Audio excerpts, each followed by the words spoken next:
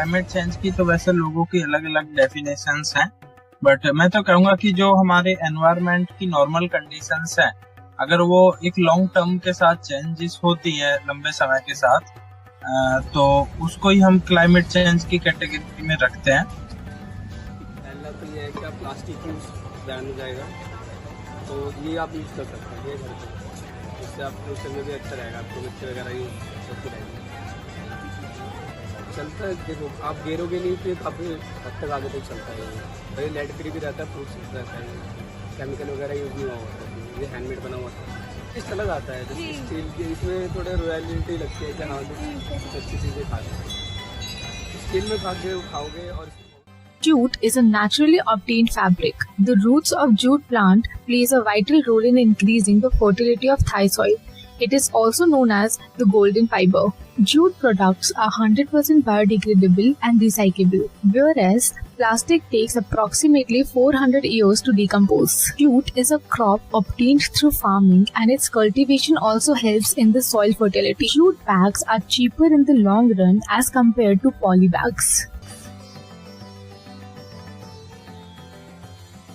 जो कपड़े, सूती कपड़े जो कि सूत से बने हुए हैं, है ना, बहुत नेचुरल वो फाइबर है एक तरीके से, जो एक तरह से उसको हम पूरा मैनुअली उसको प्रोसेस कर सकते हैं ना। वो गांधी जी का जो चरखा होता है उस लेवल से हम उसको कर सकते हैं। उसके लिए हमें बहुत बड़ी बड़ी मशीनों की जरूरत नहीं पड़ सकती, और वो इतना पहले कि वो टाइम के साथ उसको अगर फेंक देंगे तो वो डिकम्पोज भी हो जाएगा।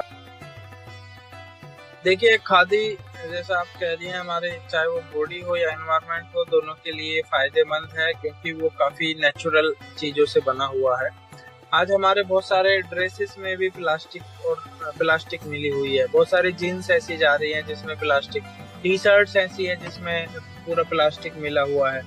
तो जब हम आज के ड्रेसेस की बात करते हैं तो उसमें बहुत सारी इस तरह की आर्टिफिशियल चीजें मिली हुई है, जो जब हम उसको फेंकते हैं तो वो पर्यावरण को नुकसान पहुंचाती है, और उससे पूरा क्लाइमेट चेंज होता है। हम अपने इंडिविजुअल लेवल से उसका तो इसमें मशीनरी का यूज हम कर रहे हैं, लेकिन आज से देश आजाद होने से पहले उससे टाइम पे खादी के कपड़े पहनते थे, लेकिन तो मशीनरी नहीं थी, है ना। तो उस टाइम पे क्या एनवायरनमेंट उसे होगा, चरखा है, हाथ की मशीनें हैं, उसमें कोई इंजन नहीं लगा हुआ है, कोई पेट्रोल नहीं है, कोई बिजली की जरूरत नहीं है, तो उसमें कुछ भी पड़ सकता है पर्यावरण को। वो तो हमने चीजें ऑटोमेटिक कर दी हैं, तो हमें डीजल भी चाहिए, फ्यूल भी चाहिए, लाइट भी चाहिए।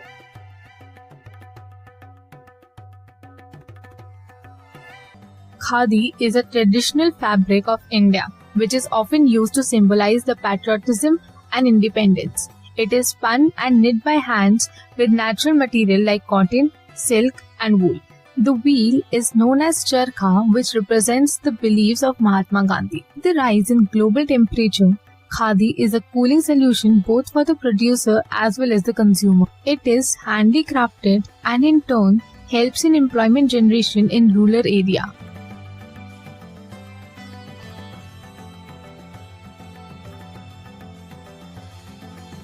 प्लास्टिक का तो देखिए कोई वैसे ऑप्शन होना भी नहीं चाहिए।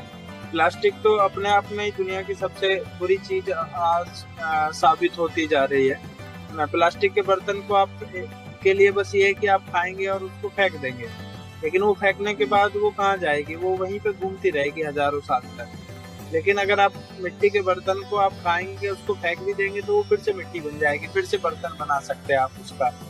तो ये और अपने घर पे कुछ ऐसी प्रैक्टिस हमें अडॉप्ट करनी है, क्योंकि जब हम ब्रॉड लेवल पे भी बात करते हैं तो वो भी शुरू तो किसी न किसी इंडिविजुअल लेवल से ही होती है।